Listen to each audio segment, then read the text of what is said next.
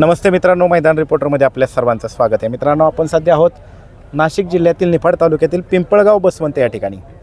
मित्रांनो, तुम्ही सकाळपासून पिंपळगाव बसवंतच्या युवा हिंद केसरी मैदानाचे अपडेट पाहताय आणि आता सायंकाळचे वाजलेले आहेत 7 आणि तुम्ही पाहू शकता या ठिकाणी नाशिक जिल्हा तसेच अहिल्यानगर जिल्ह्यातील बैलगाडी मालकसुद्धा दाखल झालेले आहेत. या ठिकाणी आपल्या समवेत प्रसिद्ध बैलगाडी मालक आहेत. दादा, तुमचा परिचय द्या.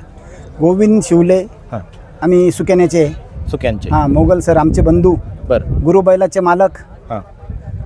आमच्या भागामध्ये पर्व दुसरं गणेश भाऊ यांनी भरवलेलं आहे. अतिशय सुंदर असं. आम्ही पहिलं फक्त पुशेगाव तिकडे गेलो का बघायला भेटायचं, पण इतकं नियोजन भारी नाशिकला गणेश भाऊंनी केलं आणि आमचे बैल त्याच्यामध्ये पळताय हे आम्हाला अभिमान वाटतोय. एकंदरीत आजचं तुम्ही आत्ताची सायंकाळची 7ची वेळ पाहताय, काय मैदानावरती आत्ता किती पब्लिक? मैदानावर आत्ता जितकी पब्लिक जमा झाली आहे, गाड्या आलेल्या आहे भरपूर. इथं कांद्यांच्या शेडवर बैल थांबलेले आहे. आमच्या जवळ आहे इथं. आम्हाला आमचे बैल घरीच आहे. सकाळी आम्ही लवकर येऊ इथं. बरं, असं नियोजन कधी पाहिलं होतं का तुम्ही? कधीच नाही. एवढं भारी नियोजन कुठंच नाही. कुठंच नाही. अतिशय सुंदर. नाशिक जिल्ह्यामध्ये दुसऱ्यांदी आहे, पण पहिल्या वेळेस पाऊस झाला होता. यावेळेस अतिशय सुंदर नियोजन आहे सगळं. बघा, हे सगळे मालक आहेत, तुम्ही सगळ्यांना ओळखताच. अतिशय सुंदर नियोजन करण्यात आलेलं आहे. तर आता या दादांकडे वळा. दादा, नमस्ते. नमस्ते. नमस्कार, मी प्रशांत मोगल. बरं. निफाड तालुका. बरं, निफाड तालुका. गाव कोणतं? मौजे सुकेना. सुकेना. बरं, काय वाटतंय, तुम्ही स्थानिक बैलगाडी मालक आहे या ठिकाणचे, काय वाटतंय एकंदरीत 3 फेऱ्याचा नाद पाहिल्यानंतर? 3 फेऱ्याचा नाद होताच, थोडा होता, पण उत्तर महाराष्ट्रात गणेश भाऊ बनकर यांनी युवा हिंद केसरी मैदान आयोजित केलं आणि ते आमच्याच मनात नाही तर पूर्ण जिल्ह्याच्या मनात 3 फेऱ्याचं मैदान असं बिंबवलं का उद्या इथं उभं राहायला जागा राहणार नाही असं इथं वाटतंय. एकंदरीत म्हणजे एवढी गर्दी होईल? हो, एवढी गर्दी होईल. एवढी कुठल्या, तुम्ही आता नाशिक जिल्ह्यातले बैलगाडी मालक आहात, शेतकरी आहात, एवढी मोठी गर्दी, एवढ्या मोठ्या प्रमाणाचा क्राऊड, एवढे सगळे बैलगाडी मालक आणि एवढं सुसज्ज असं नियोजन किंवा असे प्रोटोकॉल असणारे कार्यक्रम पाहिलेत का? एवढे म्हणजे कधीच बघितला नाही. नाही, कुठेच बघितलं नाही एवढा इथं दिसतोय. इथं दिसतोय. हो.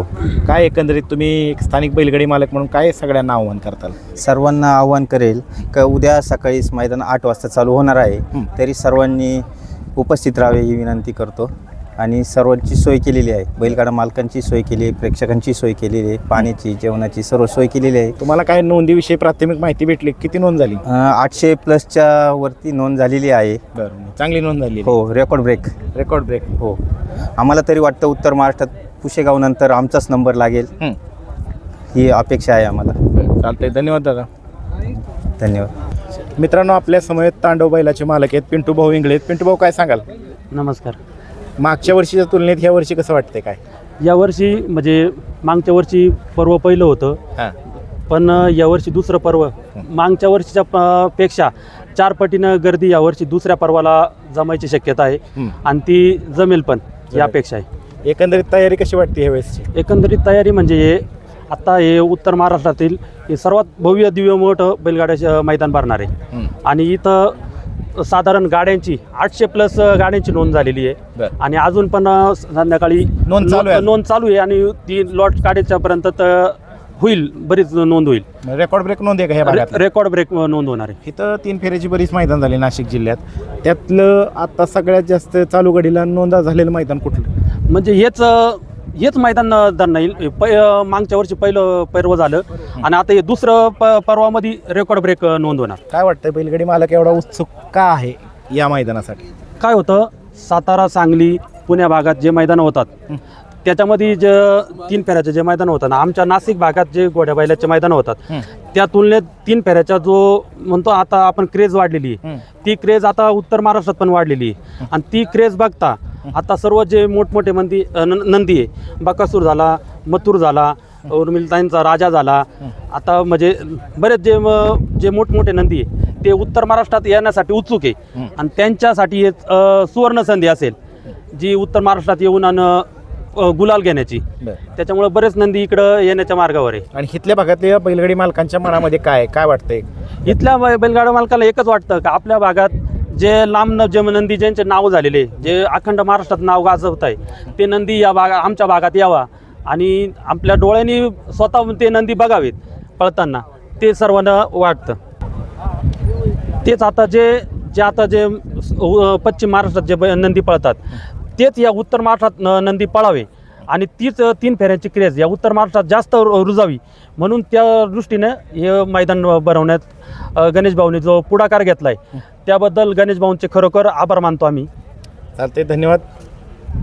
मित्रांनो, आपल्याला मैदानावरती तोशिफभाई पण भेटला आहे. भाई नमस्ते. नमस्ते दादा. आज कसं काय नियोजन आहे आज, म्हणजे उद्याचं कसं काय नियोजन आहे आज, कोणाला घेऊन आलाय? सोना आणि आपला मजनू घेऊन आलेलो आहे. सोना आणि मजनू पण दाखल झाले बघा मैदानावर. सोना कोणाबरोबर पळताना दिसतो? सोना एक संभाजीनगरचा वासरू आहे त्याच्याबरोबर पळताना दिसन आणि मजनू विदर्भातला एक वासरू आहे त्याच्याबरोबर पळताना दिसन. विदर्भातलं एक वासरू त्याबरोबर पळताना हो. दिसणार. मित्रांनो, सुंदर असं नियोजन केलंय. आणि मित्रांनो, तोशिफभाईच्या विषयी सांगायचं तर ते राष्ट्रीय खेळाडू पण आहेत.